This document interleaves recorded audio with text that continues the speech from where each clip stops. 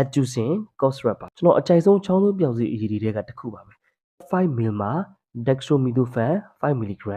chlorpheniramine maleate 1.3 mg sodium citrate 133 mg ammonium chloride 50 mg နဲ့ glycerine guaiacolic 50 mg ပါဝင်ပါတယ်စာဗျူတမောတို့တာဗျူကလင်းတို့လိုရင်ကျက်တက်တာစီတဲ့ဆေးတွေမပါတာကလွင်ထဲလို့ရသလောက်အကုန်ထည့်ပေးထားတဲ့သဘောမှာရှိတယ်။ chlorpheniramine ပါလို့နှာစေးတာတို့ဓာတ်မတက်တာတို့အတွက်တော်တော်လေးအဆင်ပြေတယ်။ dextro ကချောင်းဆိုးတာကိုတားဆီးပေးနိုင်တယ်။ sodium citrate ကအသက်ရှူလမ်းကြောင်းကိုဆိုးစေပြီးတော့ ammonium chloride နဲ့ glycerine guaiacolic က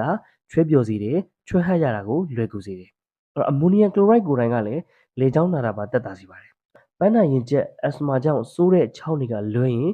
ချောင်းဆိုးယောဂတော်တော်များများမှာတောက်လို့ရတဲ့အနေအထားမှာရှိပါတယ်။ 5 ml မှာပါဝင်တဲ့ပမာဏကနည်းတယ်လို့ပြောလို့ရတယ်။ဒါကြောင့်မလို့လူကြီးတယောက်အနေနဲ့တစ်ခါတောက်မယ်ဆိုရင်10 ml လောက်တောက်မှအဆင်ပြေမဲ့သဘောမှာ